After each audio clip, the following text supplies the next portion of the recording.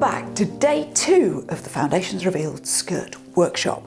Now in this video, I'm going to teach you what to look out for before you make a mock-up.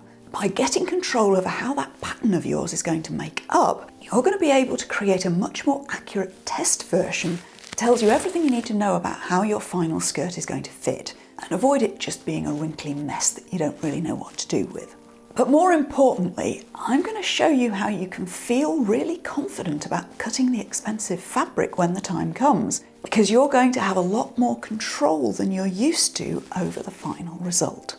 So if you're a beginner but you're not quite sure whether a mock-up is really worth making, or you're an intermediate maker but you don't feel like you really get much out of the mock-up process, then you'll discover how we can get the curves, the control and the confidence we're looking for. In part 1, we talked about how most makers rely a little bit too heavily sometimes on 21st century patterns and sometimes have pretty low expectations about what's really possible. We talked about how useful it is to get really curious about how the original patterns for these clothes worked, because even if you're not ready to draft your own patterns yet, or at all, looking at how they really worked back in the day helps you understand the look you're creating. This shift in how you think about your skirt is going to immediately change what you expect from your project and help you move towards creating the show-stopping look that you've been dreaming up all this time. So if you haven't seen that video, go back and watch it now and then come back to this one. Today we're going to build on what we talked about by sharing the 2 key things you need to master if you want to start making truly delicious late Victorian skirts. This may be an entirely new way of thinking about the mock-up stage for you, so do listen up. I'm also going to share the number 1 mistake that I think new makers routinely make with these skirts. When you know how to do this, you'll never have to worry about your skirt sagging at the back under its own weight. The goal is to break you free of all that head scratching and get you on track towards your best skirt yet, so you can experience what it's like to make something that really, literally turns heads. We have a lot to cover today, so make sure you've got a pen and paper on hand so you can take lots of notes. Once again, to help you get started, I've created a PDF download to help you get the most out of this workshop. So the download link is on this page. Pause the video, download that now, and then come back to me and we'll carry on.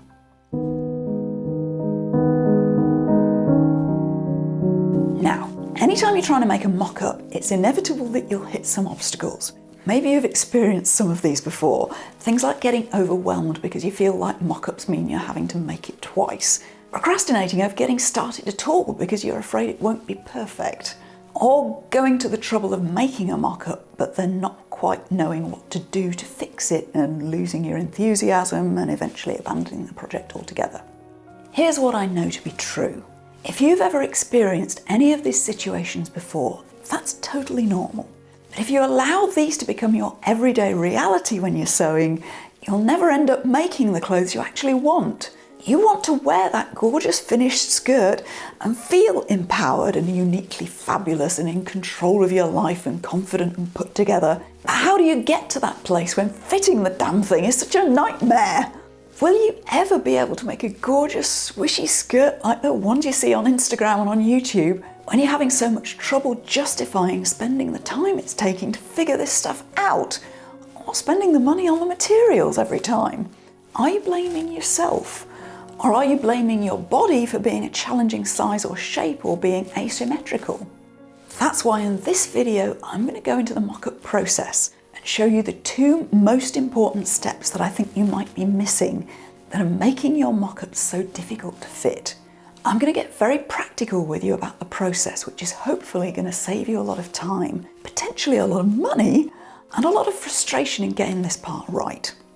However, before we go any further, I need to bring your attention to something that often gets overlooked as we get to the practical part of this process. And not paying attention to this will virtually guarantee that your next project just becomes another waste of time and money. Let's be real here. You know you need to make a mock-up. It's how you check that the fit is right before you make the final garment. But how often have you skipped this step because either you didn't have time or you just couldn't really be bothered?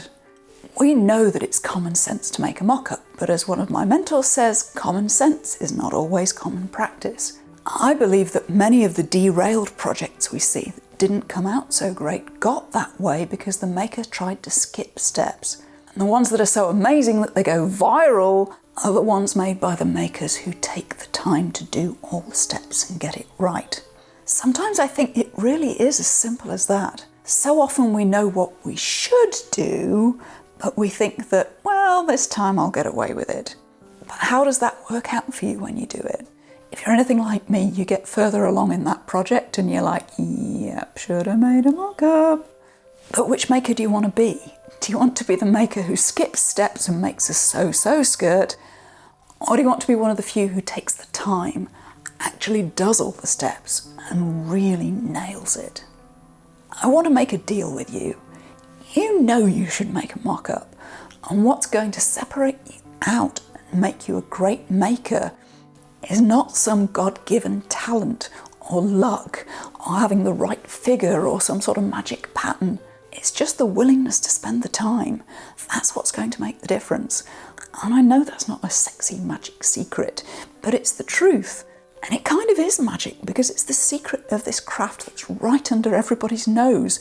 And so many people miss it because they're just a bit impatient. How would it feel as you cut and stitched a final skirt if you were totally confident that it was going to work? It gives you a dry run to make a mock-up and a second chance to get it right. Who wouldn't want that? And let's face it, when it's a skirt, that mock-up could become a petticoat to go underneath your finished skirt. Take the time, be willing to be the one who does the work, and you'll be amazed at how fast your skills seem to improve. Being awesome at what you do is really just about being willing to put in the effort to get it right. Do we have a deal? Are you going to be the one who's willing to put in the work, even if we have to add in an extra step to your process today? Okay, let's carry on.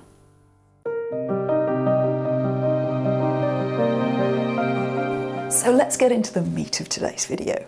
Let me tell you why your skirts might not be working. The truth is, you may have been missing a step at the patterning and fitting stage. There are infinite fitting issues that you might experience depending on your figure. Everyone's different. But there is one big issue that 90% of people miss when making these big, long Victorian skirts. And taking care of this should fix a lot of the issues right out of the gate before you even get to mocking up and fitting it. The fact is, there's a lot of fabric in these skirts. If you make your skirt out of wool especially, they're going to be pretty heavy, especially at the back. Because in a walking skirt, and lots of Victorian skirts, there tends to be quite a lot of fabric pleated into the back. That's what gives you that swishy shape. They're fairly flat and fitted at the front, and then party in the back with lots of fabric. So there's an issue of balance. There can be a heck of a lot of weight in the back, and with this big circular shape, as you saw on the draft, the longer your skirt, every inch of length on your skirt can increase the impact of that weight difference quite dramatically. What usually ends up happening is that the skirt sags at the back, which looks really sad and feels pretty insecure when you wear it, and you might get a gap too between your waistcoat and your skirt. Here's the fix, and it's a fix you need to make at the start with the patterning and mock-up stage. The secret is that your waistband needs to be really snug as you can cope with.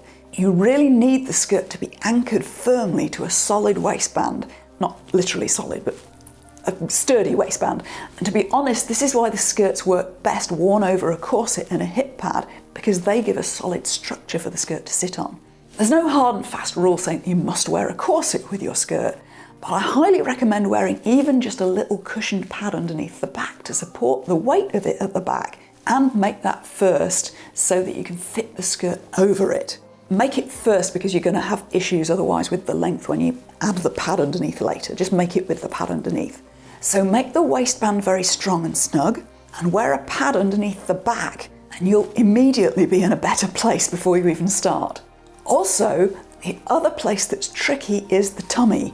These skirts may be full in the back, but at the front they're actually very smooth over the belly. Some people find that they're too rounded and it wrinkles because there's too much fabric, and others find that they're not rounded enough and the skirt pulls across the stomach. So you may need to play with the side-front seams when you're fitting it to see whether you can eliminate any pulling or wrinkling. Don't worry that you don't know what you're doing, just experiment. Try pinning it in a bit there, or letting it out a bit and see what happens and how you prefer it to look. Everyone's belly is different, so I can't tell you exactly what to do in your personal case, but that's the place where you're most likely to need to spend a little time on a skirt like this. I hope you can see that adjusting the fit doesn't have to be an intimidating thing. You can take a design and just fiddle with it and try things and see what'll work, both for your figure and for the design. So I hope that's given you a bit more confidence to start exploring before you cut the expensive fabric. And even more so, the mock-up will solve some problems for you, but if you go to the mock-up too soon, you can end up with too many problems you have to solve at the mock-up stage. So the more you can fix early on before you even get to the mock-up, like making sure the waistband's going to be really snug and having a little pad at the ready to wear under it, the easier it will be to deal with the mock-up and know where to start and just have maybe smaller things to fix.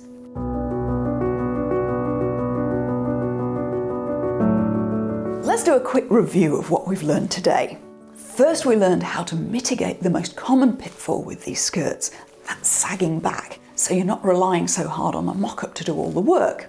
And now you know that when you look at that mock-up, those side front seams are probably where you'll need to spend a little time. You've broken down the process into 2 stages now. Remember our little deal? Apply these extra steps to what you're doing right now before you come to the mock-up, and you'll begin to see an immediate shift towards a drop-dead gorgeous walking skirt of your very own. This has been a jam-packed video, so make sure to review your notes and act on them while this is fresh in your mind. Have you got a pattern or an abandoned mock-up right now that's just sitting there because you've been putting it aside? It's time to go back to that now and see what you can do with it. Just have a little go. And if you want to, share on social media with hashtag #FRSkirtWorkshop to share your results and connect with other makers who are on this journey with you. Also, don't miss our live call next week, where the Foundations Revealed mentors and I will help you apply today's learning and turn knowing into doing. In the next video, I'm going to share one of the most important things you need to know if you want to emulate that gorgeous swishy movement that you might have seen in walking skirts on your social media feed. I'm going to share how to choose and use the right fabrics to create your final fabulous skirt. If you're a beginner, this will give you the exact track to run on to get you to a really accomplished skirt faster than you might have thought was possible. And if you've got some experience in dressmaking, then we're going to discuss some specific steps you can take right now to amplify all the good stuff you're doing and identify some of those little things that are probably holding you back from making skirts that really look well tailored. But for now, I want to leave you with this. So many people struggle with historical dressmaking, but I hope you're starting to see how a few really simple shifts in what you're already doing can take you to that place of confidence a whole lot faster. Confidence just means that you trust in your ability to figure it out. And when you trust in your ability and you know a few key skills, then you can begin a much more exciting journey to making all of those fabulous clothes that you've got swimming around your head. We want to see the clothes that only you can make. And after the work we've done in this video, you're now one step closer to making your most exciting ideas a reality. Next up, we'll talk about the next step towards creating a skirt that is really going to make you feel the curves, the control, and the confidence to be the maker you know you can be. I'm excited for you. Leave a comment below and tell me how you feel about making your next skirt now. How different do you think your mock-ups will be, say, a year from now? Little things can change everything in your sewing, and I'm excited to see how this could make things easier for you. So leave me a comment below, and I'll see you tomorrow for day 3.